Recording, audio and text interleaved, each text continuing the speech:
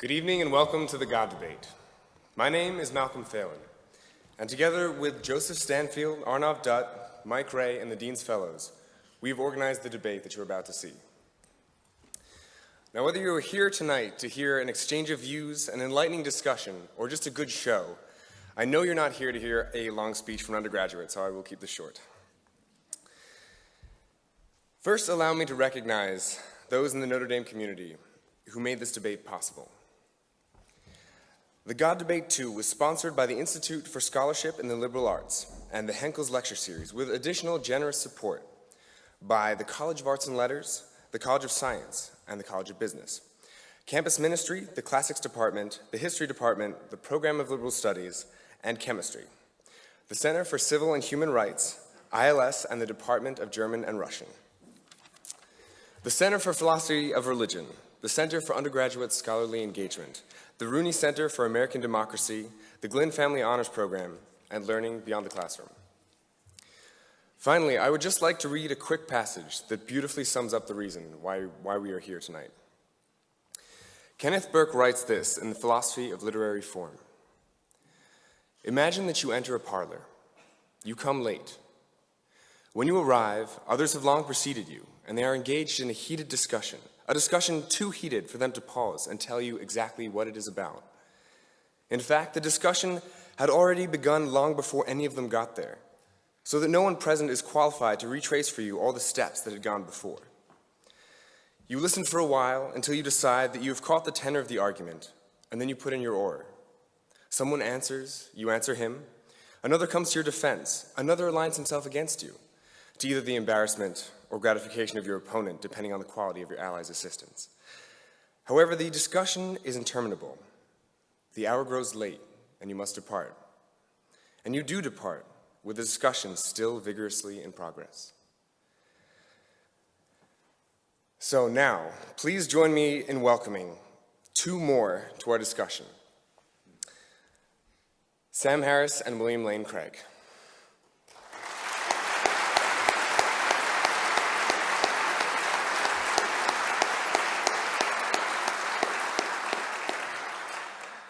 And please welcome our moderator, Professor Mike Ray from the Center for Philosophy of Religion.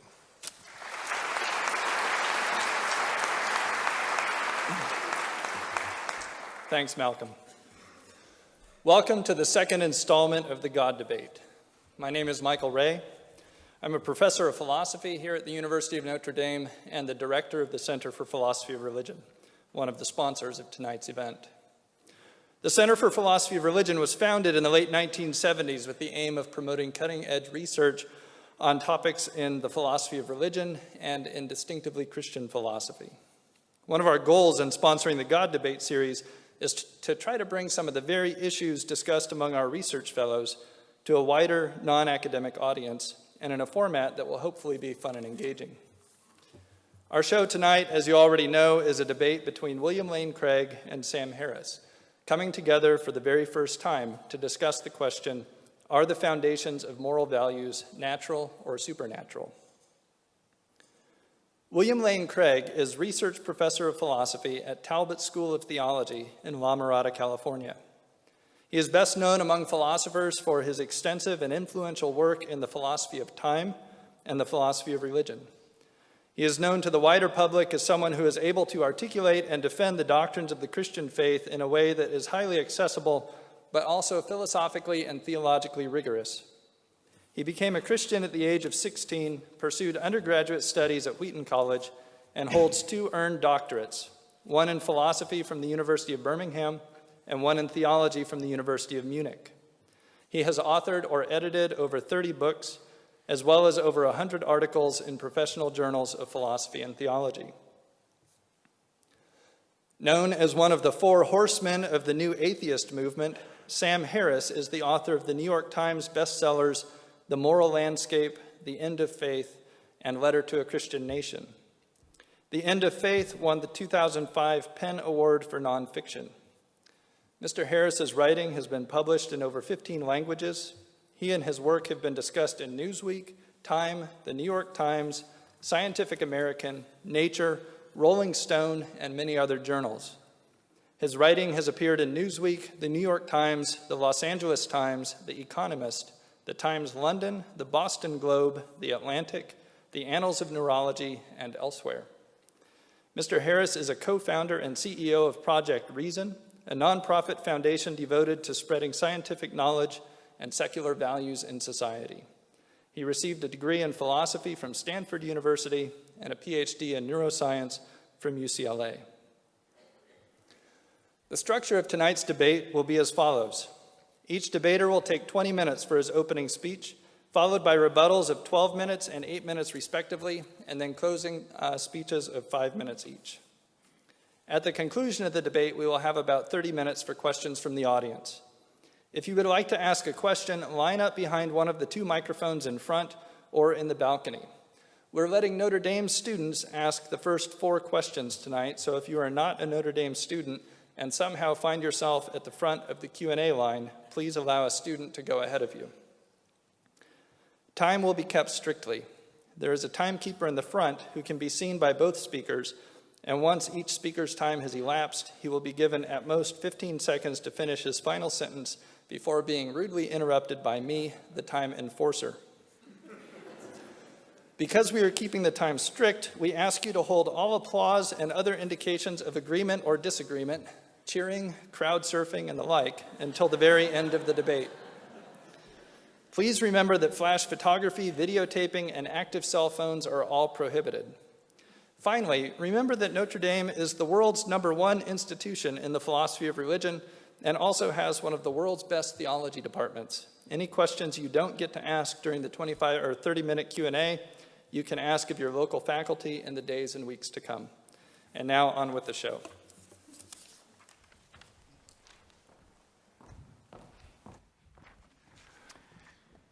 Well, good evening. It's wonderful to be here at the University of Notre Dame, and I want to begin by Sorry. Sorry.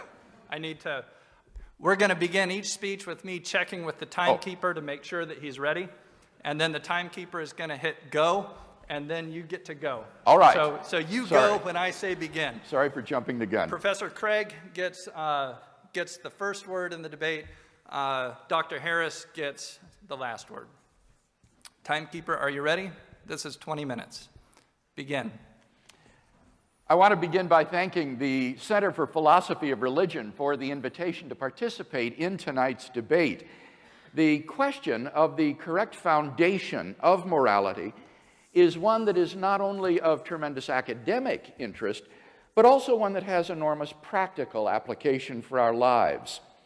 Now, to begin with an important point of agreement, Dr. Harris and I agree that there are objective moral values and duties. To say that moral values and duties are objective is to say that they are valid and binding independent of human opinion. For example, to say that the Holocaust was objectively evil is to say that it was evil even though the Nazis who carried it out thought that it was good, and it would still have been evil even if the Nazis had won World War II and succeeded in brainwashing or exterminating everyone who disagreed with them so that everybody thought the Holocaust was good. One of the great merits of Dr. Harris's recent book, The Moral Landscape, is his bold affirmation of the objectivity of moral values and duties. He inveighs against what he calls the overeducated, atheistic, moral nihilists and relativists who refuse to condemn as objectively wrong terrible atrocities like the genital mutilation of little girls. He rightly declares, if only one person in the world held down a terrified, struggling, screaming little girl, cut off her genitals with a septic blade and sewed her back up, the only question would be how severely that person should be punished. What is not in question is that such a person has done something horribly, objectively wrong. The question before us this evening, then, is what is the best foundation for the existence of objective moral values and duties? What grounds them? What makes certain actions objectively good or evil, right or wrong? In tonight's debate, I'm going to defend two basic contentions. First, if God exists, then we have a sound foundation for objective moral values and duties. And second, if God does not exist, then we do not have a sound foundation for objective moral values and duties. Now notice that these are conditional claims. I shall not be arguing tonight that God exists. Maybe Dr. Harris is right, that atheism is true. That wouldn't affect the truth of my two contentions. All that would follow is that objective moral values and duties would then, contrary to Dr. Harris, not exist. So let's look at that first contention together. If God exists, then we have a sound foundation for objective moral values and duties. Here, I want to examine two subpoints with you. First, theism provides a sound foundation for objective moral values. Moral values have to do with what is good or evil. On the theistic view, objective moral values are grounded in God. As St. Anselm saw, God is by definition the greatest conceivable being, and therefore the highest good. Indeed, he is not merely perfectly good, he is the locus and paradigm of moral value. God's own holy and loving nature provides the absolute standard against which all actions are measured. He is, by nature, loving, generous, faithful, kind, and so forth. Thus, if God exists, objective moral values exist, wholly independent of human beings. Second, theism provides a sound foundation for objective moral duties. On a theistic view, objective moral duties are constituted by God's commands. God's moral nature is expressed in relation to us in the form of divine commandments, which constitute our moral duties or obligations. Far from being arbitrary, God's commandments must be consistent with his holy and loving nature. Our duties, then, are constituted by God's commandments, and these, in turn, reflect his essential character. In the Judeo-Christian tradition, the whole moral duty of man can be summed up in the two great commandments. First, you shall love the Lord your God with all your strength and with all your soul and with all your heart and with all your mind. And second, you shall love your neighbor as yourself. On this foundation, we can affirm the objective rightness of love, generosity, self-sacrifice, and equality, and condemn as objectively wrong selfishness, hatred, abuse, discrimination, and oppression. In summary, then, theism has the resources for a sound foundation for morality. It grounds both objective moral values and objective moral duties. And hence, I think it's evident that if God exists, we have a sound foundation for objective moral values and duties. Let's turn then to my second contention, that if God does not exist, then we do not have a sound foundation for objective moral values and duties. Consider first the question of objective moral values. If God does not exist, then what basis remains for the existence of objective moral values? In particular, why think that human beings would have objective moral worth? On the atheistic view, human beings are just accidental byproducts of nature, which have evolved relatively recently on an infinitesimal speck of dust called the planet Earth, and which are doomed to perish individually and collectively in a relatively short time.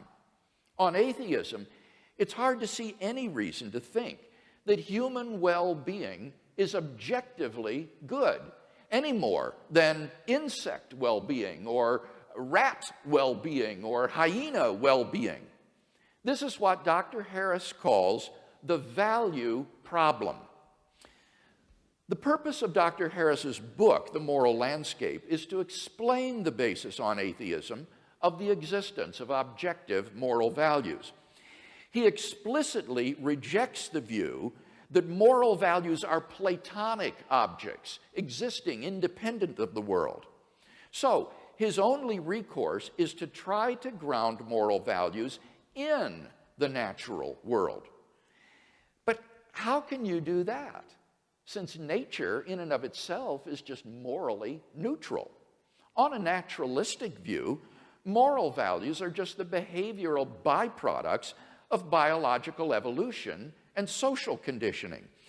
Just as a troop of baboons exhibit cooperative and even self-sacrificial behavior because natural selection has determined it to be advantageous in the struggle for survival, so their primate cousins, Homo sapiens, have evolved a sort of herd morality for precisely the same reasons. As a result of sociobiological pressures, there has evolved among Homo sapiens a sort of herd morality which functions well in the perpetuation of our species. But on the atheistic view, there doesn't seem to be anything that makes this morality objectively binding and true. The philosopher of science, Michael Ruse, reports, the position of the modern evolutionist is that humans have an awareness of morality because such an awareness is of biological worth. Morality is a biological adaptation, no less than our hands and feet and teeth.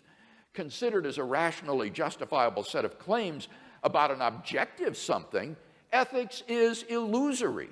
I appreciate that when somebody says, love thy neighbor as thyself, they think they are referring above and beyond themselves. Nevertheless, such reference is truly without foundation. Morality is just an aid to survival and reproduction, and any deeper meaning is illusory.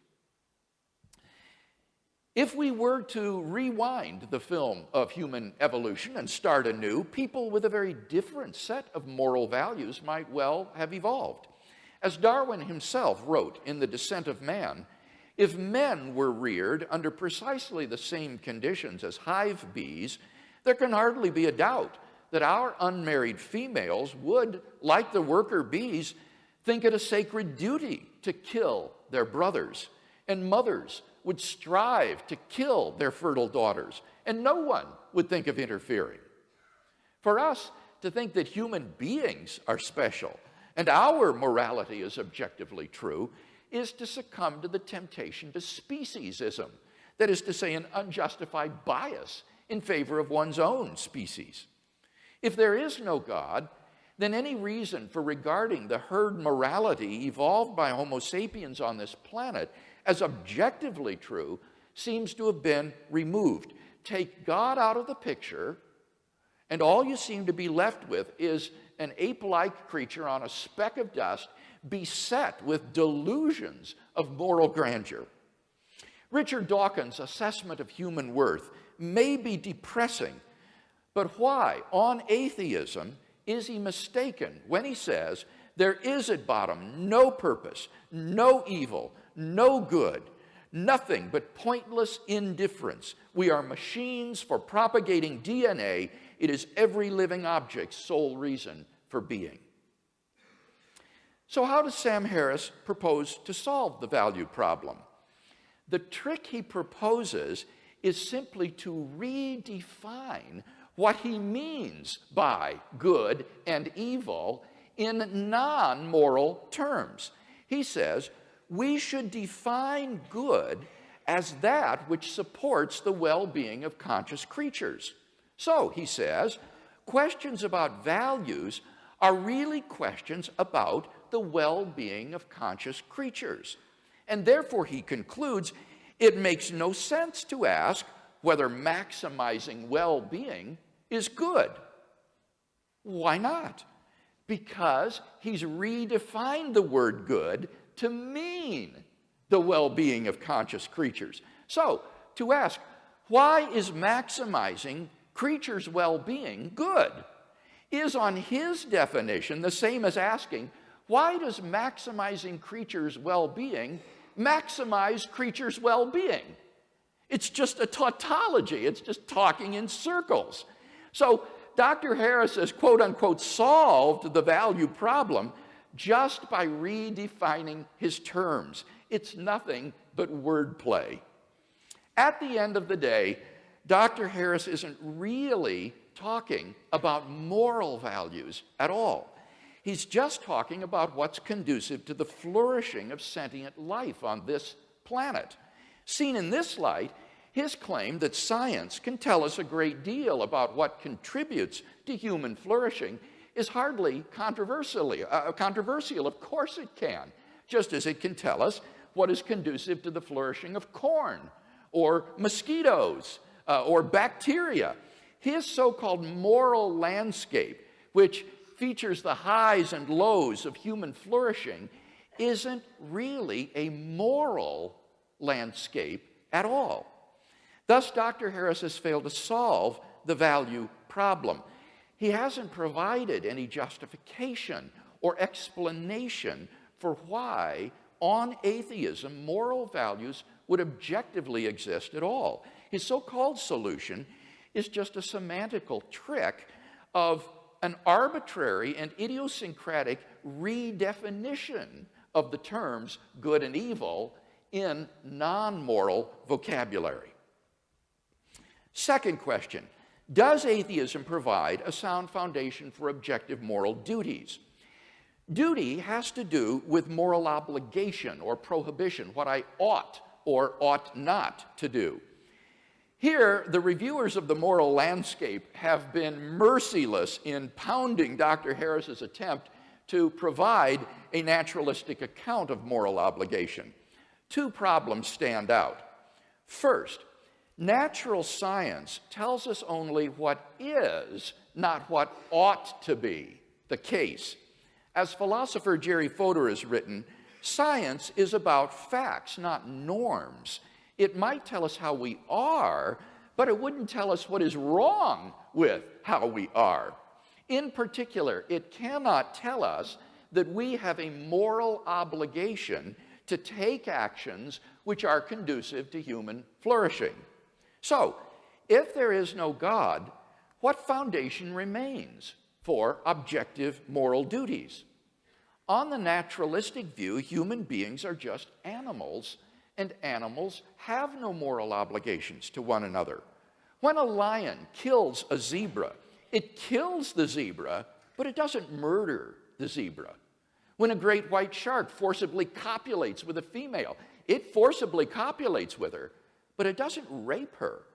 For none of these actions is forbidden or obligatory. There is no moral dimension to these actions. So if God does not exist, why think we have any moral obligations to do anything? Who or what imposes these obligations upon us? Where do they come from? It's very hard to see why they would be anything more than a subjective impression ingrained into us by societal and parental conditioning. On the atheistic view, certain actions such as rape and incest may not be biologically and socially advantageous, and so in the course of human development have become taboo, that is, socially unacceptable behavior. But that does absolutely nothing to prove that such acts are really wrong. Such behavior goes on all the time in the animal kingdom. On the atheistic view, the rapist who chooses to flout the herd morality is doing nothing more serious than acting unfashionably, the moral equivalent, if you will, of Lady Gaga. If there is no moral lawgiver, then there is no objective moral law. And if there is no objective moral law, then we have no objective moral duties. Thus, Dr. Harris's view lacks any source for objective moral duty. Second problem, ought implies can. A person is not morally responsible for an action which he is unable to avoid. For example, if somebody shoves you into another person, you're not responsible for bumping into him. You had no choice.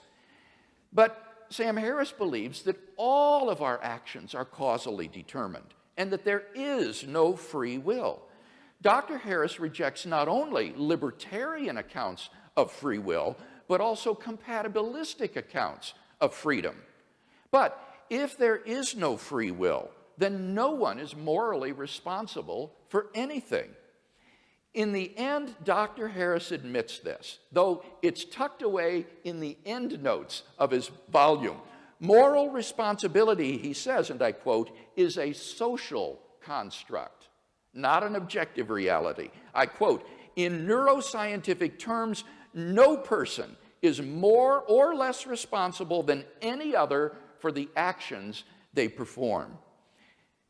His thoroughgoing determinism spells the end of any hope or possibility of objective moral duties because on his worldview, we have no control over what we do.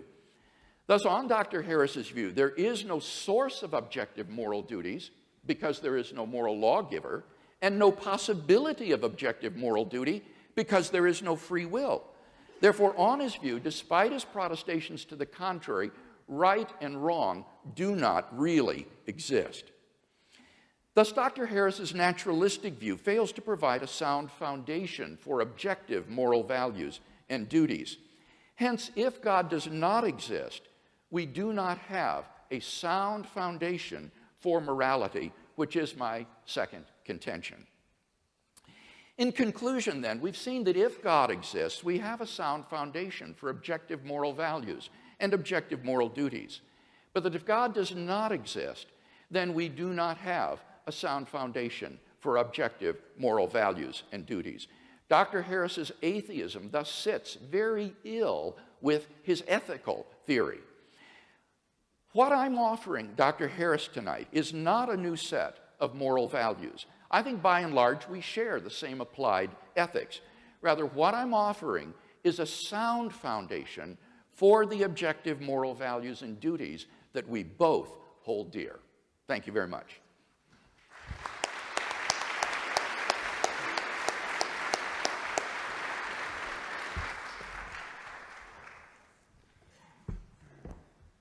Dr. Harris now has 20 minutes. Timekeeper, are you ready?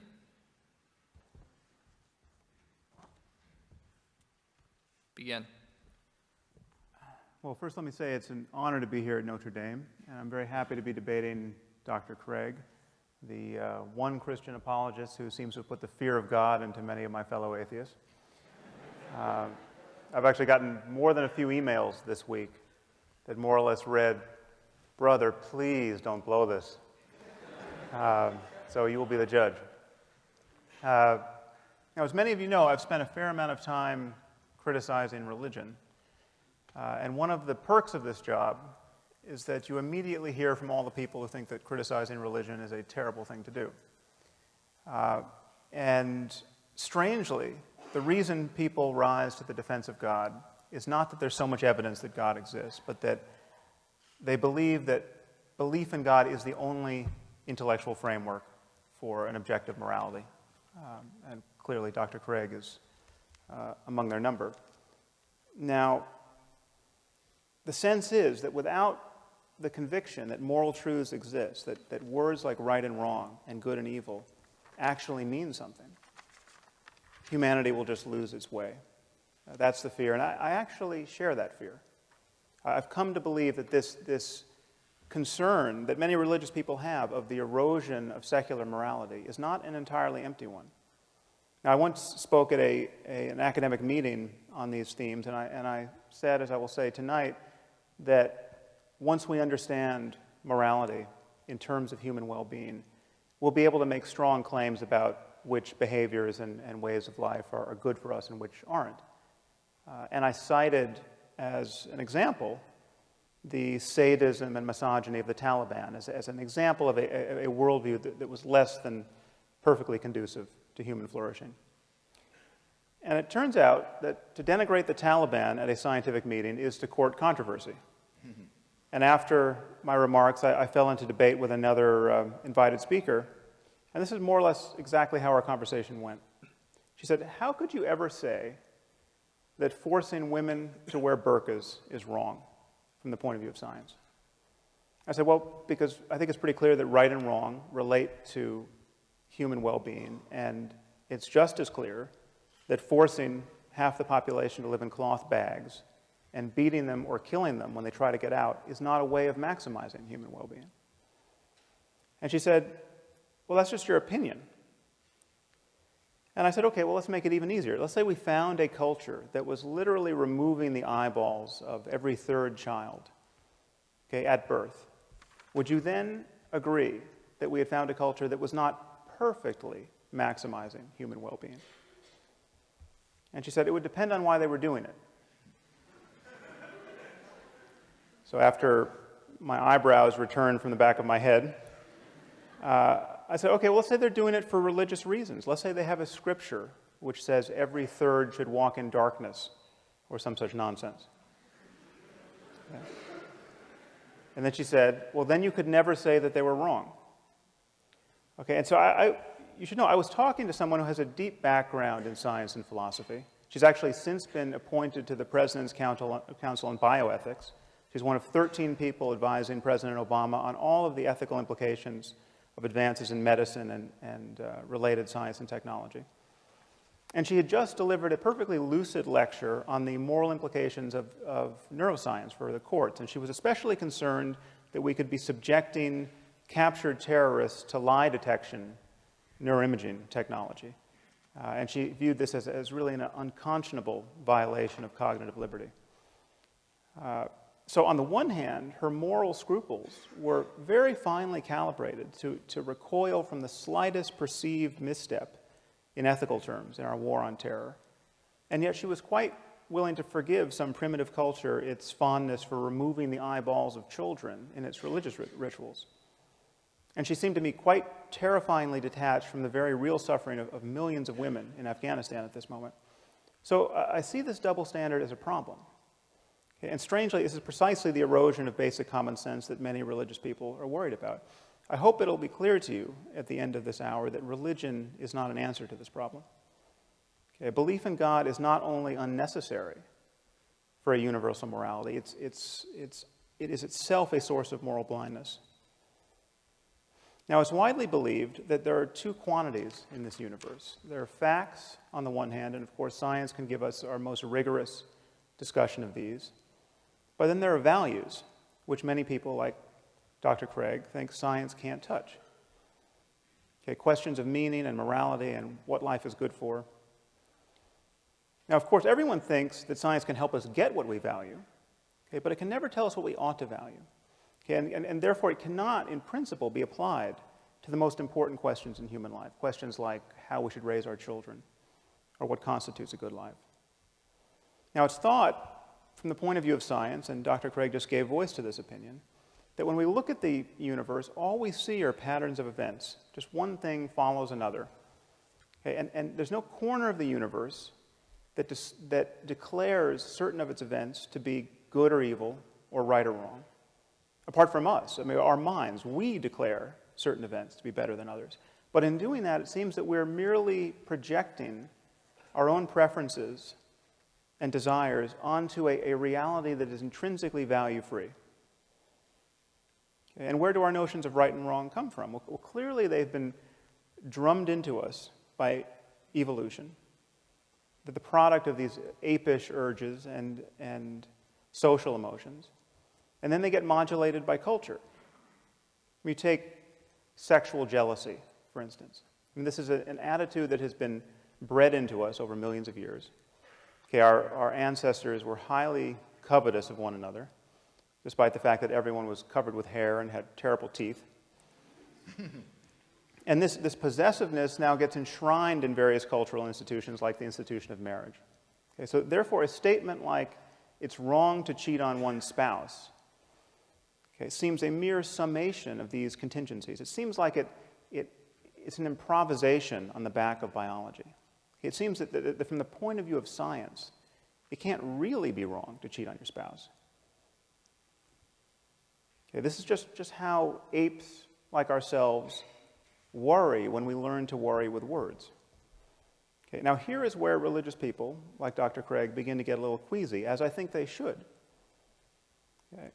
And many see no alternative but to insert the God of Abraham, an Iron Age God of war, into the clockwork as an invisible arbiter of moral truth. Okay, it is wrong to cheat on your spouse because Yahweh deems that it is so. Okay, which is curious because in other moods, Yahweh is perfectly fond of genocide and slavery and human sacrifice. I must say, it's pretty amusing to hear Dr. Craig in his opening remarks say that I'm merely focused on the flourishing of sentient creatures on this planet. Okay, if that's a sin, I'll take it. Okay, one wonders what Dr. Craig is focused on. Now, incidentally, you should not trust Dr. Craig's reading of me. Half the quotes he provided from me, as though I wrote them, were quotes from people I was quoting in my book, and often to different effects. So you'll have to read the book. Now, in claiming that values reduce to the well-being of conscious creatures, as I will, I'm introducing two concepts, consciousness and well-being. Now, let's start with consciousness. This is not an arbitrary starting point. Imagine a universe devoid of the possibility of consciousness. Imagine a universe entirely constituted of rocks. Okay, there's clearly no happiness or suffering in this universe. There's no good or evil. Value judgments don't apply. For changes in the universe to matter, they have to matter, at least potentially, to some conscious system. Okay, what about well-being? Well, the well-being of conscious creatures and the link between that and morality may seem open to doubt, but it shouldn't. Okay, here's the only assumption you have to make. Imagine a universe in which every conscious creature suffers as much as it possibly can for as long as it can. Okay, I call this the worst possible misery for everyone. Okay, the worst possible misery for everyone is bad. Okay, if the word bad applies anywhere, it applies here. Now, if you think the worst possible misery for everyone isn't bad, or maybe it has a silver lining, or maybe there's something worse, I don't know what you're talking about. And what's more, I'm pretty sure you don't know what you're talking about either. What I'm saying is the minimum standard of moral goodness is to avoid the worst possible misery for everyone. If we should do anything in this universe, if we ought to do anything, if we have a moral duty to do anything, it's to avoid the worst possible misery for everyone. Okay, and the moment you admit this, you admit that all other states of the universe are better than the worst possible misery for everyone. You have the worst possible misery for everyone over here, and all these other constellation of experiences arrayed out here.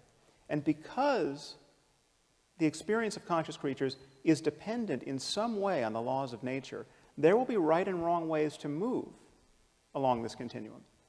It will be possible to think you're avoiding the worst possible misery for everyone and to fail.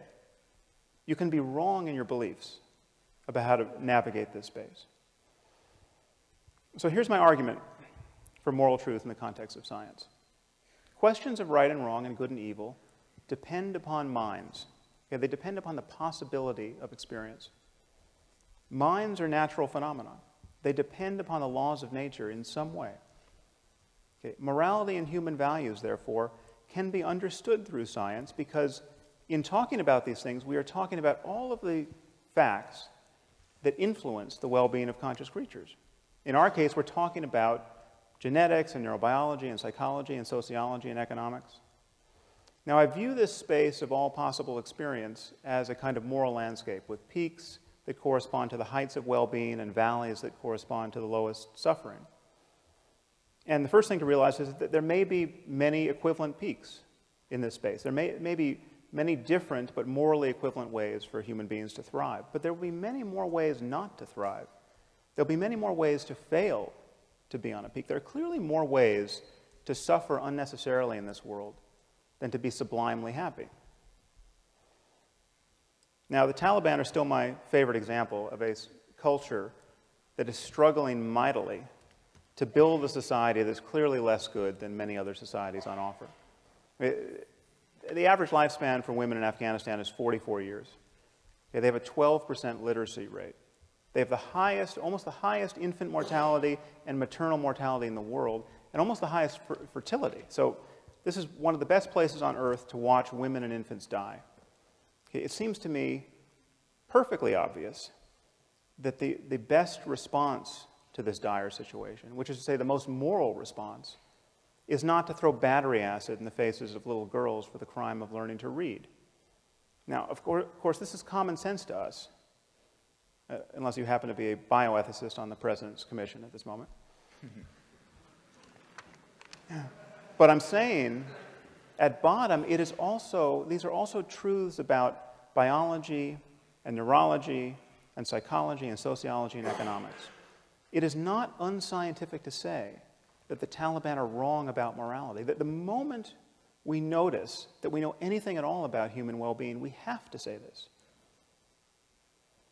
Okay, now, some people with a little philosophical training may be tempted to say, but what if a father wants to burn off his daughter's face with battery acid? Who are you to say that he's not as moral as we are? What if he has an alternate conception of well-being that's just as legitimate?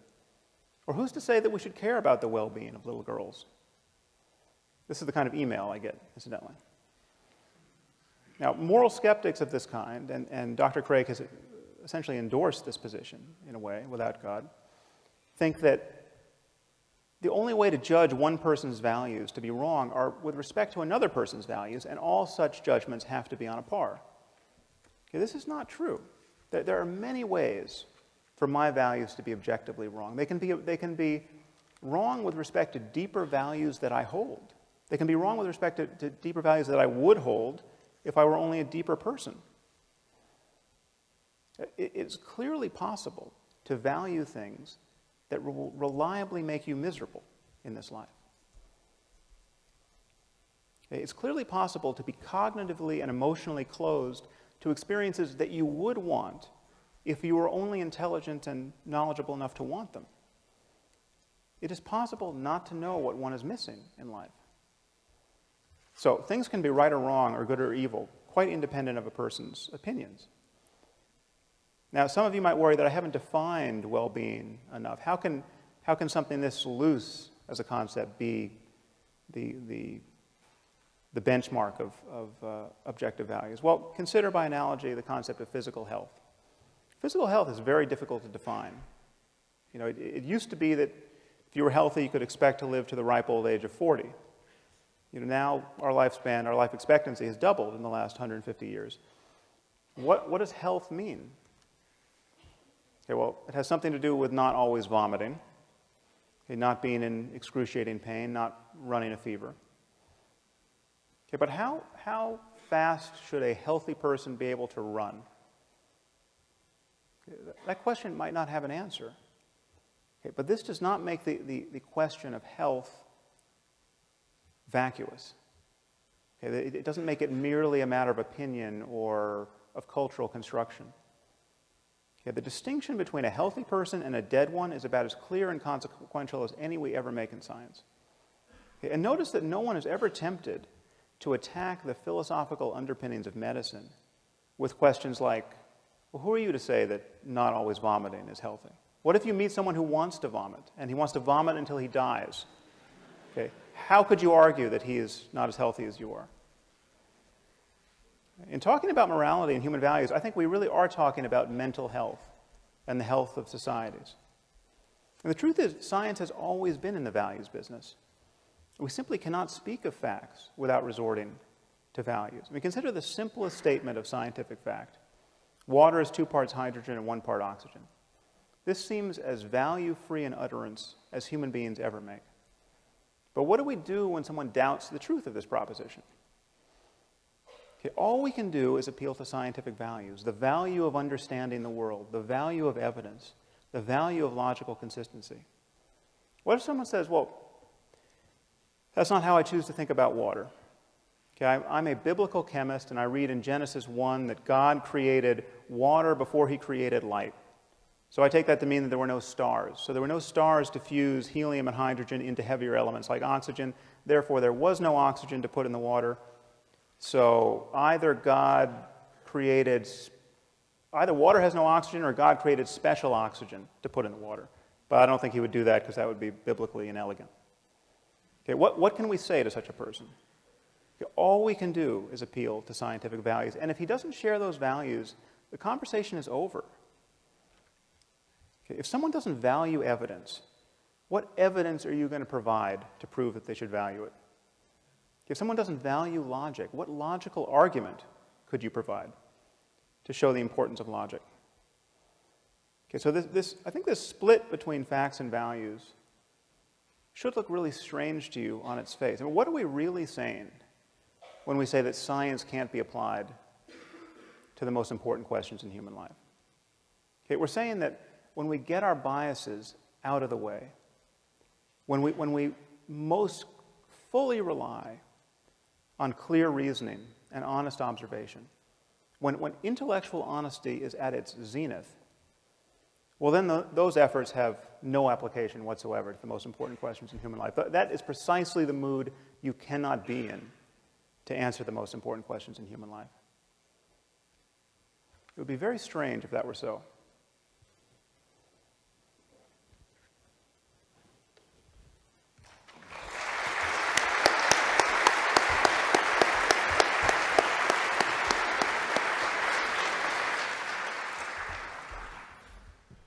Professor Craig now has 12 minutes for rebuttal.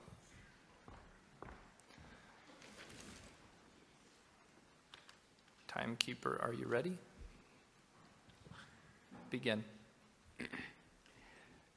You'll recall in my first speech that I said I was going to defend two basic contentions tonight. First, that if God exists, then we have a sound foundation for objective moral values and duties. First, I explained that if God exists, then objective moral values are grounded in the character of God himself, who is essentially compassionate, fair, kind, generous, and so forth. Here, Dr. Harris didn't have anything by way of disagreement to say, but I do want to clear up a possible confusion.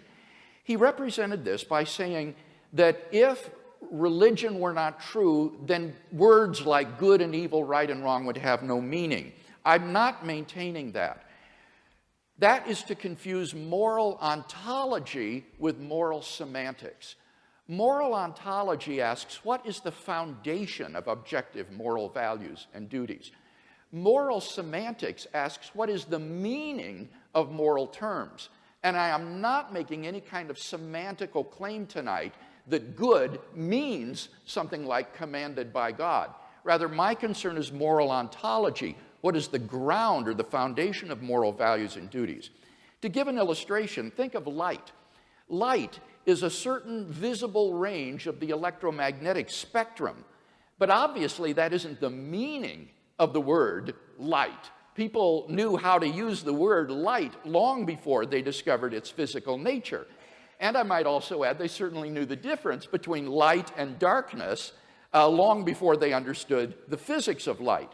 Now, in exactly the same way, we can know the meaning of moral terms like good and evil, right and wrong, and know the difference between good and evil without being aware that the good is grounded in God ontologically. So that is the position I'm defending tonight, is that moral values are grounded ontologically in God. Second, our moral duties are grounded by God's commandments, which are necessary reflections of his nature.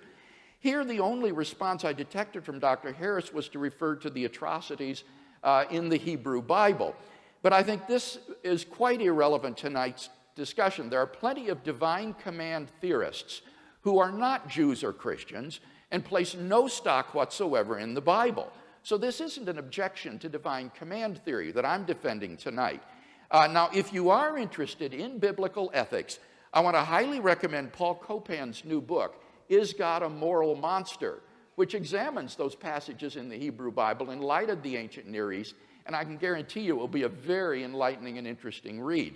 But this issue is strictly irrelevant in tonight's debate. So we've not heard any objection to a theistic grounding for ethics. If God does exist, it's clear, I think, obvious even, that we have a sound foundation for objective moral values and duties. Now, what if God does not exist? Is there a sound foundation, first of all, for objective moral values? Now here, Dr. Harris said you don't need religion in order to have universal morality. Again, that's a confusion. Of course you don't.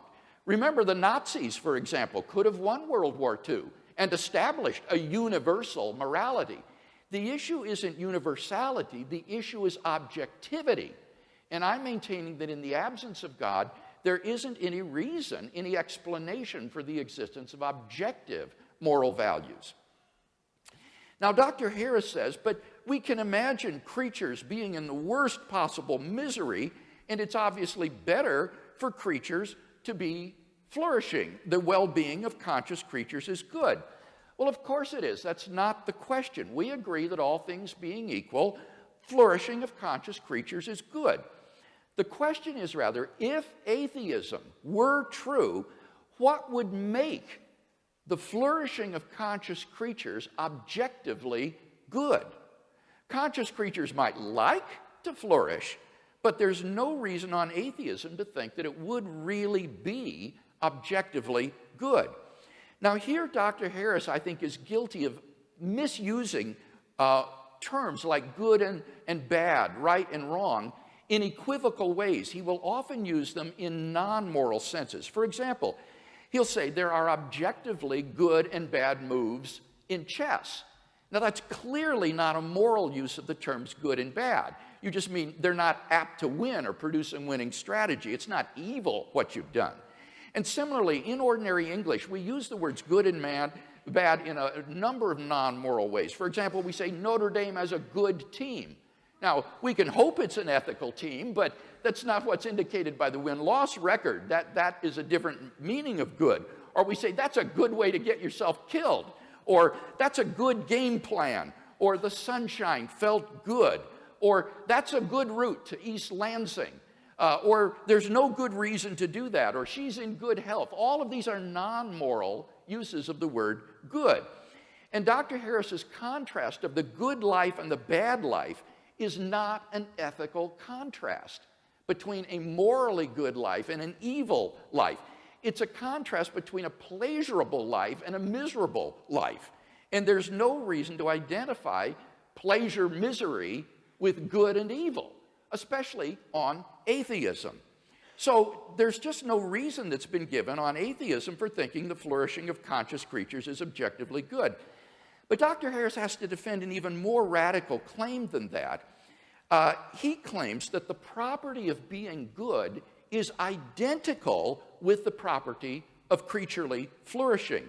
And he's not offered any defense of this radical identity claim. In fact, I think we have a knockdown argument against it. Now, bear with me here. This is a little technical. On the next to last page of his book, Dr. Harris makes the telling admission that if people like rapists, liars, and thieves could be just as happy as good people, then his moral landscape would no longer be a moral landscape. Rather, it would just be a continuum of well-being whose peaks are occupied by good and bad people or evil people alike. Now, what's interesting about this is that earlier in the book, Dr. Harris explained that about 3 million Americans are psychopathic. That is to say, they don't care about the mental states of others. They enjoy inflicting pain on other people. But that implies that there's a possible world which we can conceive in which the continuum of human well-being is not a moral landscape. The peaks of well-being could be occupied by evil people. But that entails that in the actual world, the continuum of well-being and the moral landscape are not identical either. For identity is a necessary relation. There is no possible world in which some entity A is not identical to A. So if there's any possible world in which A is not identical to B, then it follows that A is not in fact identical to B.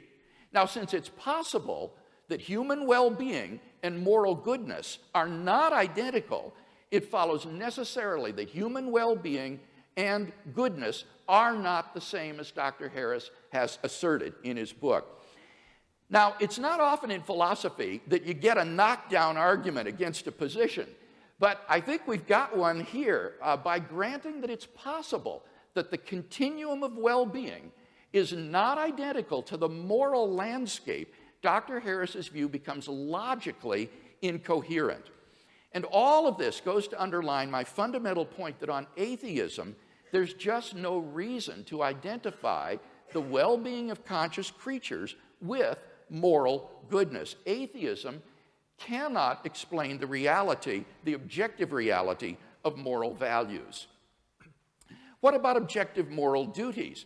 I first argued from the is-ought distinction that there is no basis on atheism for thinking that we have any moral duties. And here Dr. Harris says, if we have a moral duty to do anything, we have a duty to avoid the worst possible misery. But the question is the antecedent of that conditional. If we have a moral duty to do anything, what I'm arguing is that on atheism, I don't see any reason to think we have any moral duties to do anything. Moral obligations or prohibitions arise in response to imperatives from a competent authority. For example, if a policeman tells you to pull over, then because of his authority, who he is, you are legally obligated to pull over. But if some random stranger tells you to pull over, you're not legally obligated to do so. Now, in the absence of God, what authority is there to issue moral commands or prohibitions? There is none on atheism, and therefore there are no moral imperatives for us to obey.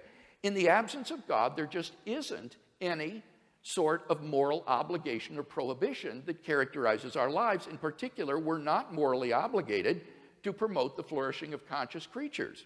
So this is-ought distinction seems to me to be one that's fatal to Dr. Harris's position and has been widely recognized as such by reviewers of the moral landscape. But secondly, the problem that's even worse is the ought implies can problem. In the absence of the ability to do otherwise, there is no moral responsibility. In the absence of freedom of the will, we are just puppets or electrochemical machines. And puppets do not have moral responsibilities. Machines are not moral obligations. But on Dr. Harris's view, there is no freedom of the will, either in a libertarian or a compatibilistic sense, and therefore there is no moral responsibility. So there isn't even the possibility of moral duty on his view. So while I can affirm and applaud Dr. Harris's affirmation of the objectivity of moral values and moral duties, at the end of the day, his philosophical worldview just doesn't ground these entities that we both want to affirm. If God exists, then we clearly have a sound foundation for objective moral values and moral duties. But if God does not exist, that is, if atheism is true, then there is no basis for the affirmation of objective moral values, and there is no ground for objective moral duties, because there is no moral lawgiver and there is no freedom of the will. And therefore, it seems to me that atheism is simply bereft of the adequate ontological foundations to establish the moral life.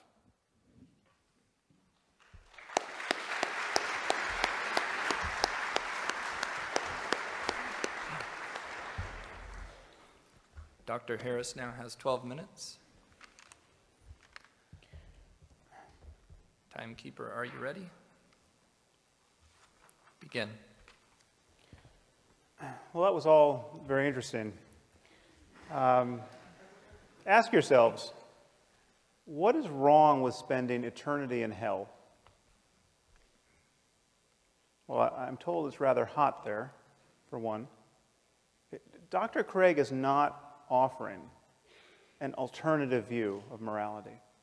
Okay, the whole point of Christianity, or so it is imagined, is to safeguard the eternal well-being of human souls. Now, happily, there's absolutely no evidence that the Christian hell exists.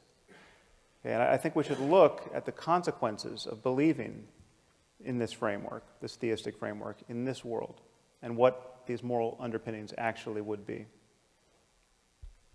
All right. 9 million children die every year before they reach the age of 5. Okay, picture an Asian tsunami of the sort we saw in 2004 that killed 250,000 people. One of those every 10 days, killing children only under 5. Okay, it's 24,000 children a day, 1,000 an hour, 17 or so a minute. That means before I can get to the end of this sentence, some few children, very likely, will have died in terror and agony. Okay, think of the parents of these children. Think of the fact that most of these men and women believe in God and are praying at this moment for their children to be spared. And their prayers will not be answered. Okay, but according to Dr. Craig, this is all part of God's plan.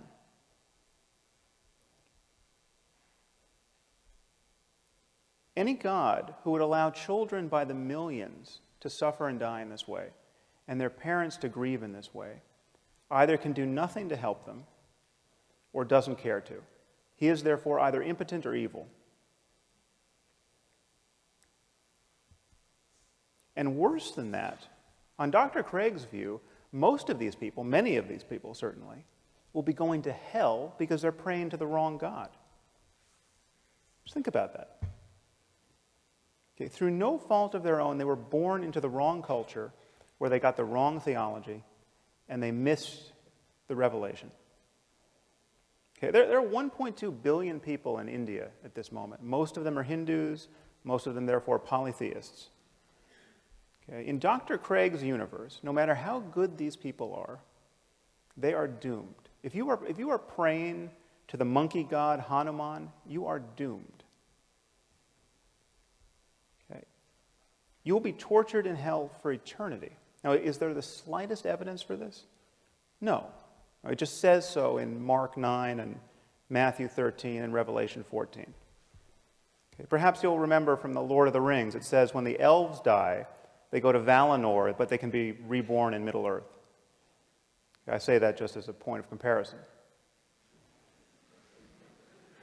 Okay. So God created the cultural isolation of the Hindus. Okay. He engineered the circumstance of their deaths in ignorance of revelation. And then he created the penalty for this ignorance, which is an eternity of conscious torment in fire. Okay, on the other hand, on Dr. Craig's account, your run-of-the-mill serial killer in America, okay, who spent his life raping and torturing children, need only come to God, come to Jesus on death row, and after a final meal of fried chicken, he's going to spend an eternity in heaven after death.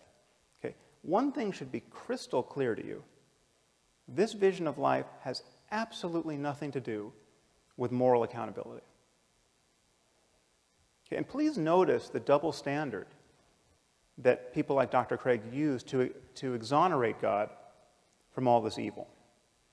Okay, we're told that God is loving and kind and just and intrinsically good. But when someone like myself points out the rather obvious and compelling evidence that God is cruel and unjust because he visits suffering on innocent people of a scope and scale that would embarrass the most ambitious psychopath, okay, we're told that God is mysterious. Okay, who can understand God's will? Okay, and yet this is precisely, this merely human understanding of God's will is precisely what believers use to establish his goodness in the first place. You know, something good happens to a Christian. He feels some bliss while praying, say, or he sees some positive change in his life, and we're told that God is good. Okay, but when children by the tens of thousands are torn from their parents' arms and drowned, we're told that God is mysterious. Okay, this is how you play tennis without the net. Okay, and I want to suggest to you that it is not only tiresome when otherwise intelligent people speak this way, it is morally reprehensible. Okay, this kind of faith is really the perfection of narcissism. I mean, God loves me, don't you know? He cured me of my eczema. He makes me feel so good while singing in church. And just when we had given up hope, he found a banker who was willing to reduce my mother's mortgage. Okay. Given all that this God of yours does not accomplish in the lives of others, given the misery that's being imposed on some helpless child at this instant, this kind of faith is obscene. Okay, to think in this way is to fail to reason honestly or to care sufficiently about the suffering of other human beings. And if God is good and loving and just and kind, and he wanted to guide us morally with a book, why give us a book that supports slavery? Why give us a book that admonishes us to kill people for imaginary crimes like witchcraft? Now, of course, there's a way of not taking these questions to heart. Okay, according to Dr. Craig's divine command theory, God is not bound by moral duties. God doesn't have to be good. Whatever he commands is good. So when he commands that the Israelites to slaughter the Amalekites, that behavior becomes intrinsically good because he commanded it. Okay, well, here we're being offered, I'm glad he raised the issue of psychopathy, we're being offered a psychopathic and psychotic moral attitude. It's psychotic because this is completely delusional. There's no reason to believe that we live in a universe ruled by an invisible monster, Yahweh. But it is psychopathic because this is a total detachment from the well-being of human beings. This so easily rationalizes the slaughter of children. Okay, just think about the Muslims at this moment who are blowing themselves up, okay, convinced that they are agents of God's will. There is absolutely nothing that Dr. Craig can say against their behavior in moral terms, apart from his own faith-based claim that they're praying to the wrong God. Okay, if they had the right God, what they were doing would be good on divine command theory. Now, I'm obviously not saying that Dr. Craig or all religious people are psychopaths and psychotics, but this, to me, is the true horror of religion. Okay, it allows perfectly decent and sane people to believe by the billions what only lunatics could believe on their own. Okay, if you wake up tomorrow morning thinking that saying a few Latin words over your pancakes is going to turn them into the body of Elvis Presley, okay, you have lost your mind. Okay? But if you think more or less the same thing about a cracker and the body of Jesus, you're just a Catholic.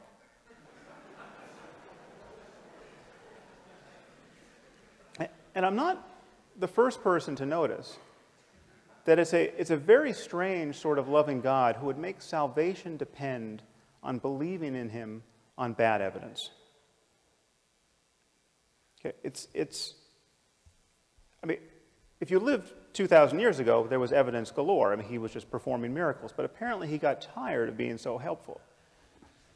Okay, and so now we all inherit this very heavy burden of the doctrine's implausibility. And the effort to square it with what we now know about the cosmos and what we know about the all-too-human origins of Scripture becomes more and more difficult. Okay, and it's not just the generic God that Dr. Craig is recommending. It is God the Father and Jesus the Son. Okay, Christianity, on Dr. Craig's account, is the true moral wealth of the world. Well, I hate to break it to you here at Notre Dame, but Christianity is a cult of human sacrifice.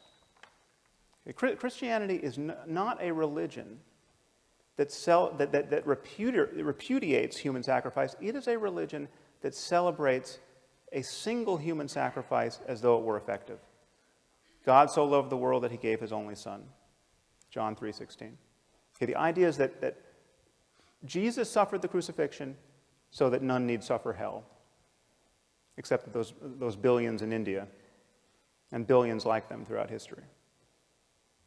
Okay, this is astride. This doctrine is astride a contemptible history of scientific ignorance and religious barbarism. We come from people who used to bury children under the foundations of new buildings as offerings to their imaginary gods. I mean, just think about that. In vast numbers of societies, people would bury children in post holes, people like ourselves thinking that this would prevent an invisible being from knocking down their buildings. Okay. These are the sorts of people who wrote the Bible. Okay. If there is a less moral framework than the one Dr. Craig is proposing, I haven't heard of it.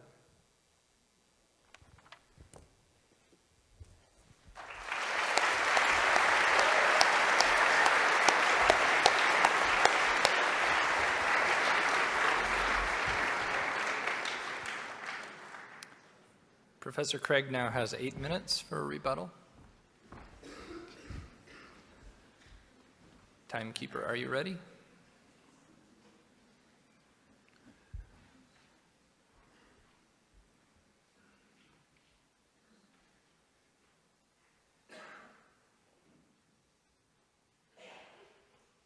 Begin. The less moral framework is atheism. Atheism has no grounds for objective moral values or duties. And it's interesting that in that last speech, I was disappointed to hear no defense given of that crucial second contention that I offered against Dr. Harris's view. Remember, we talked about the value problem. I gave what I consider a knockdown argument to show that the moral landscape is not identical to the continuum of human flourishing. We talked about objective moral duties, the is versus ought distinction, the ought implies can problem. None of these have been responded to. So if you want a really desperate moral system, try atheism. There's no foundation for objective moral values and duties there. Now, what about theism? Does it do any better? Well, in the last speech, we heard some attacks on my first contention that God provides a sound foundation for morality. Unfortunately, it seems to be that most of these were red herrings. A red herring is a smelly old fish that's dragged across the path of the bloodhounds to distract them from their true quarry, so they get distracted and go off following the dead fish. And I'm not going to be distracted by the red herrings that were offered in that last speech.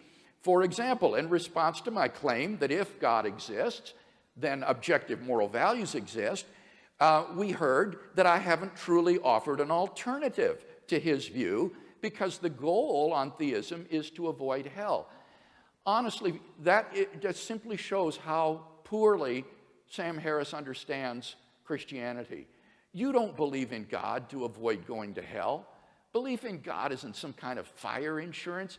You believe in God because God, as the supreme good, is the appropriate object of adoration and love. He is goodness itself to be desired for its own sake. And so the fulfillment of human existence is to be found in relation to God. It is because of who God is and his moral worth that he is worthy of worship. It has nothing to do with avoiding hell or promoting your own well-being. He then responds, but there's no good reason to believe that such a being exists. Look at the problem of evil and the problem of the unevangelized. Both of these, as I explained in my opening speech, are irrelevant in tonight's debate because I'm not arguing that God exists. Maybe he's right. Maybe these are insuperable objections to Christianity or to theism. It wouldn't affect either of my contentions that if God exists, then we have a sound foundation for moral values and duties. If God does not exist, then we have no foundation for objective moral values and duties. So these are red herrings. Now, I have written on each of these problems, the problem of evil and the problem of the unevangelized, and you can find much of what I've said at our website, reasonablefaith.org. If you're interested, go ahead and look at that. Or, as Michael Ray suggested, talk to one of your philosophy professors. Michael has written extensively on the problem of evil, and I'm sure he'd love to have a conversation with you about those things. Notice, secondly, I would want to say, evil actually proves that God exists. Because if God does not exist, objective moral values and duties do not exist. If evil exists, then it follows that objective values and duties do exist. Namely, some things are evil. So evil actually proves the existence of God, since in the absence of God, good and evil as such would not exist. So you cannot press both the problem of evil and agree with my contention that if God does not exist, objective moral values and duties do not exist, because evil actually will be an argument for the existence of God. Notice that Dr. Harris has no moral foundation for saying that Christian beliefs are morally execrable, because he has no foundation for making such a judgment. If atheism is true, what objective foundation is there for affirming that one view is execrable and another is not? There's simply no basis for such judgments. So, if he wants to have a debate on theism, I will happily engage in one with him, but that's not the debate for tonight. He also says it's psychopathic to believe these things. Now, that remark is just as stupid as it is insulting. It is absurd to think that people like Professor Peter Van Inwagen here at the University of Notre Dame is psychopathic, or that a guy like Dr. Tom Flint, who is as gracious a Christian gentleman as I could have ever met, is psychopathic. This is simply below the belt. So it seems to me that we've not been given any refutation of the view that if God does exist, then his essence, his character, is determinative for the existence of objective moral values. What about objective moral duties? Here I explained that God's commands must be consistent with his nature. And Dr. Harris continues to press the point, oh, but the Bible supports slavery. Again, I'll refer you to Professor Copan's book, which shows that that is a gross misrepresentation of ancient Israel, which did not, in fact, promote slavery as we understand it in light of the experience in the American South. But again, that's simply not irrelevant because that isn't relevant because I'm not defending the Bible tonight. I'm saying that for a theist, whether Jew, Christian, deist, Hindu, moral duties will be grounded in the divine commands which are based in his nature. He says, but then what about people like the Taliban who say that God has commanded them to do certain atrocities? I would say the very same thing to the Taliban that Dr. Harris says, namely, God did not command you to do those things. That's exactly what Dr. Harris would say. The reason he thinks that is because he doesn't believe that God exists, but I would say that because I think that the Taliban has got the wrong God, that in fact God hasn't commanded them to commit these atrocities, and indeed God will only issue such commands as are consistent with his moral nature and for which he has morally sufficient reasons. So I don't think this first contention is really in much dispute tonight. I think it's obvious that if God exists, then obviously objective moral values exist independently of human opinion. They're grounded in the character of God. And there would be objective moral duties if God exists, because our duties arise in response to the moral imperatives that God issues to us. So the real debate is on that second contention. Can atheism provide a good foundation for objective moral values and duties? And I think we've seen powerful reasons to think that it cannot.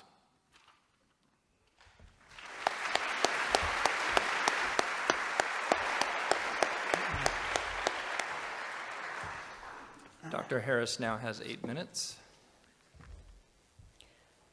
Timekeeper, are you ready? Begin. Well, perhaps you've noticed Dr. Craig has a charming habit of summarizing his opponent's points in a way in which they were not actually given, so I will leave it to you to sort it out on YouTube. Needless to say, I didn't call those esteemed colleagues of his psychopaths, as I made clear. In any case, Dr. Craig has merely defined God as being intrinsically good. If you want to charge someone with merely semantic games, the shoe's on the other foot as well. There is no reason that I can see why there couldn't be an evil God, or several. Okay, but his God is intrinsically good. Goodness is grounded in his very nature. That is a definitional move that he has made. Now, I have presented a positive case for grounding an objective morality in the context of science. And thinking about moral truth in the context of science should only pose a problem for you if you imagine that a science of morality has to be absolutely self-justifying in a way that no science ever could be. Okay, every branch of science must rely on certain axiomatic assumptions, okay, certain core values. And a science of morality would be on the same footing as a science of medicine or physics or chemistry. You need only assume that the worst possible misery for everyone is bad and worth avoiding, and indeed the worst case scenario for conscious life. And if science is unscientific, if having a value assumption at the core renders science unscientific, what is scientific? Now, Dr. Craig is confused about what it means to speak with scientific objectivity about the human condition. He says things like, from the point of view of science, we're just constellations of atoms and we're no more valuable than rats or insects. Okay, as though the only scientifically objective thing that could be said about us is that we're constellations of atoms. Okay, there are two very different senses in which we use these terms subjective and objective. Okay, the first is epistemological. It relates to how we know. And when we say we're reasoning or thinking objectively in this sense, we're talking about the style in which we're thinking. We're talking about the fact that we're seeing through our biases, which is to say, trying to jettison bias. We are reasoning in a way that's available to the data. Okay, our minds are open to counter-arguments. Now, this is the absolute foundation of science, and this is what opens such an invidious gulf between science and religion, the difference here in this approach to objectivity. But science does not require that we ignore the fact that certain facts are subjective, ontologically subjective. Okay, there are facts about the human condition that science can understand and study that are first-person facts, facts about what it's like to be you. Okay, and we can study these facts, and our study of them reveals how much deeper and richer and more meaningful our lives are than the lives of cockroaches. Okay, so this is a false reductionism that he's purveying here. Now, so there are subjective facts. If you happen to have an intact nervous system, being burned alive will be excruciatingly painful. The painfulness of pain is a subjective fact about you. Okay, what my argument entails is that we can speak objectively about a certain class of subjective facts that go by the name of morality, that relate to questions of good and evil, and these depend on the well-being of conscious creatures, especially our own. And by this light, we can see that it's possible to value the wrong things. I mean, if you think you prefer to be neurotic and in pain, and incapable of creative work, and completely disconnected from other people, there's something wrong with you. Okay, objectively wrong with you? Yes.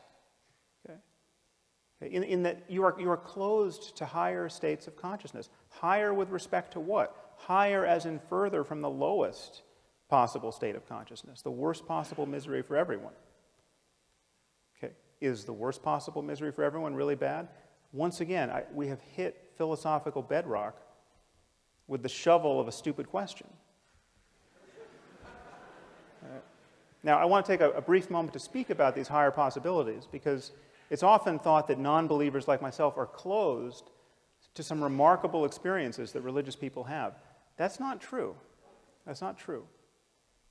There's nothing that prevents an atheist from experiencing self-transcending love and ecstasy and rapture and awe. There's nothing that prevents an atheist from going into a cave for a year like a proper mystic and doing nothing but meditate on compassion, say.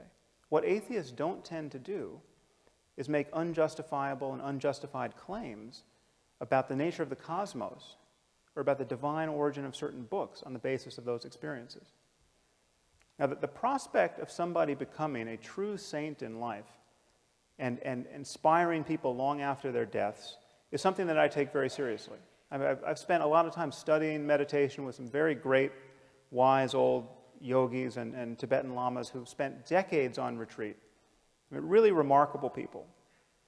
Okay? People who I actually consider to be spiritual geniuses of a certain sort. And so I can well imagine if Jesus was a spiritual genius, a palpably non-neurotic and charismatic and wise person, I can well imagine the experience of his disciples. I can well imagine the kind of influence he could have on their lives. Okay? We do not have to presuppose anything on insufficient evidence in order to explore this higher terrain of human well-being. We don't have to take anything on faith. We don't have to lie to ourselves or to our children about the nature of reality. If we want to understand our situation in the world, along with these deeper possibilities, we have to do it in the spirit of science.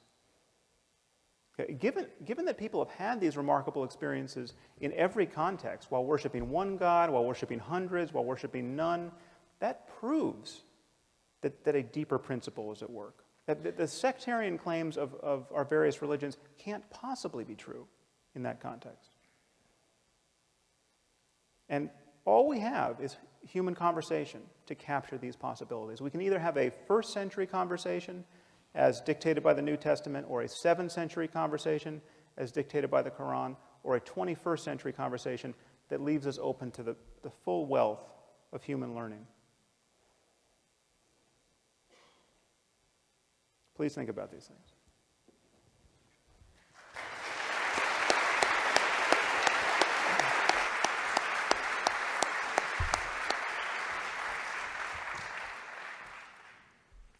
We're now moving to 5-minute closing speeches.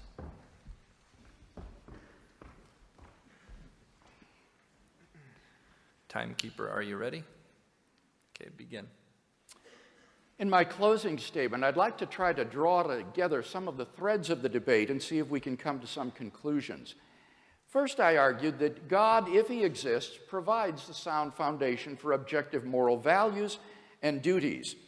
By the time of his last rebuttal, the only argument that I heard Dr. Harris offering against this position is to say that you're merely defining God as good, which is the same fallacy I accused him of committing. I don't think this is the case at all. God is a being worthy of worship. Any being that is not worthy of worship is not God. And therefore, God must be perfectly good and essentially good. More than that, as Anselm saw, God is the greatest conceivable being, and therefore he is the very paradigm of goodness itself. He is the greatest good. So once you understand the concept of God, you can see that asking, well, why is God good, is sort of like asking, why are all bachelors unmarried? It's the very concept of the greatest conceivable being, a being worthy of worship, that entails the essential goodness of God. And I think it's evident that if God exists, then we do have objective moral values and duties. Secondly, I argued, if God does not exist, we have no foundation for objective moral values or objective moral duties. I showed that on his view, it is logically impossible to say that the moral landscape is identical to the landscape of the flourishing of conscious beings, and that therefore his view is incoherent. We also looked at the is-ought distinction, and the ought implies can, to which Dr. Harris has never replied in the course of this evening's debate. In his last speech, he said, but we simply must rely upon certain axioms. Well, that's the same as saying you've got to take it by faith. And if these axioms are moral axioms, then I think he's admitting my point, that on atheism, there simply is no ground for believing the objectivity of moral values and duties. He just takes them by a leap of faith. He says, well, there are different senses of the word objective. Yes, of course, and in my opening speech, I made clear the sense in which I was defining the term. I mean valid and binding, independent of human opinion. And moral values are not objectively binding and valid in that way on atheism. He says science can study subjective facts. For example, pain is a subjective fact. Granted, that's certainly true. So my question is the wrongness of an action a subjective fact? On atheism, it's hard to see how it couldn't be anything more than a subjective fact, in which case you cannot say, as Dr. Harris wants to say, and I agree with him, that the genital mutilation of little girls is objectively wrong, not just a subjective opinion. He says, well, but if you're psychopathic or neurotic, there's something wrong with you. Granted, I agree with that. There is something wrong with you. But the question is, on atheism, if atheism were true, would there be anything objectively morally wrong with doing what the psychopath does? He hasn't been able to show that. Indeed, there are no moral duties on his view. And remember, he himself admitted that psychopaths could occupy the peaks of well-being on his so-called moral landscape, and that therefore it is not a moral landscape at all. To conclude, I want to quote from a remarkable article that appeared in the Duke Law Journal by Arthur Allen Leff called Unspeakable Ethics, A Natural Law. Dr. Leff's difficulty is the same as Dr. Harris's. He wants to find a foundation for moral values and duties, in this case for the law, that would be independent of human opinion, would be objective and would be in the world. And he can't find one. He says any attempt to ground values in the world is open to the playground bully's retort, who says? And this is how his article concludes. All I can say is this: it looks as if we are all we have. Only if ethics were something unspeakable by us, that is, something transcendent, could law be unnatural and therefore unchallengeable. As things now stand, everything is up for grabs. Nevertheless, napalming babies is bad. Starving the poor is wicked. Buying and selling each other is depraved. There is in the world such a thing as evil. All together now, says who? God help us.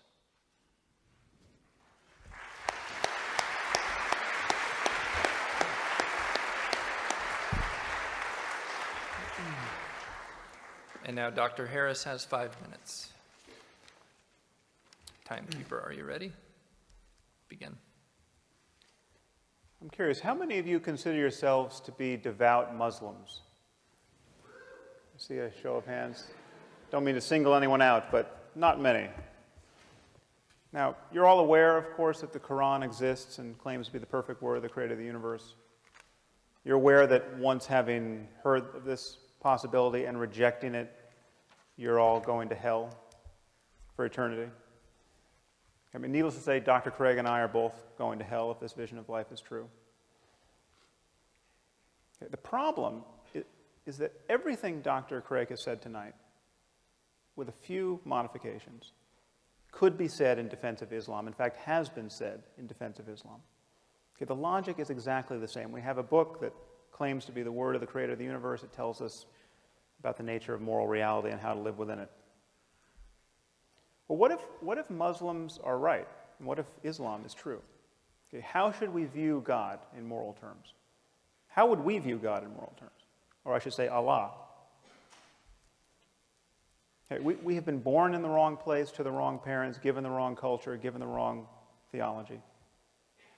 Okay, needless to say, Dr. Craig is doomed. He's been thoroughly confused by Christianity. I mean, just appreciate what a bad position he's now in to appreciate the true Word of God. I've been thoroughly misled by science. Okay, where is Allah's compassion?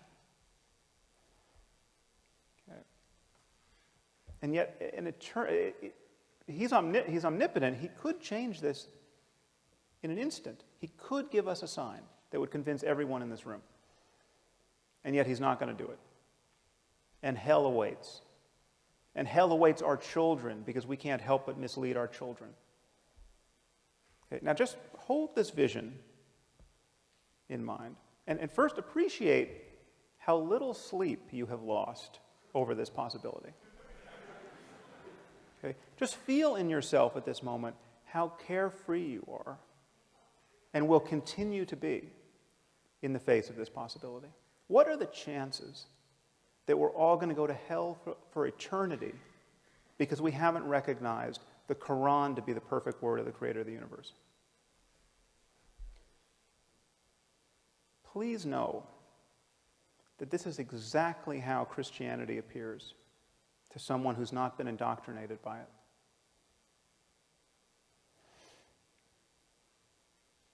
Our scriptures were written by people who, by virtue of their placement in history, had less access to scientific information and facts and basic common sense than any person in this room. Okay, in fact, there's not a person in this room who's ever met a person whose worldview was as narrow as the worldview of Abraham or Moses or Jesus or Muhammad. And most of these people, with a few exceptions, had a moral worldview that was more or less indistinguishable from that of an Afghan warlord today. Okay, and yet Dr. Craig insists that the authors of the Bible knew everything they had to know about the nature of the cosmos and about how to live within it, to guide us at this moment. Okay, I want to suggest to you that this vision of life can't possibly be true. Okay, but just as there's no such thing as Christian physics or Muslim algebra, there can be no such thing as Christian or Muslim morality. Whatever is true about our circumstance in moral terms and in spiritual terms is discoverable now and can be talked about in language that is not an outright affront to everything that we've learned in the last 2,000 years. Okay, what remains for us to discover are the facts in every domain of knowledge that will allow the greatest number of us to live lives truly worth living in this world. I mean, how is it that we can build a global civilization, a viable global civilization of now destined to be 9 billion people, where the maximum number of people truly flourish? That is the challenge we face. Sectarian moral denominations, okay, a world shattered, balkanized by competing claims about an invisible God is not the way to do it, apart from the fact that there's no evidence in the first place that should be compelling to us to adopt that view. The only tool we need is honest inquiry. And I would suggest to you that if faith is ever right about anything in this domain, it's right by accident. Thank you very much. It's been a pleasure to talk to all of you.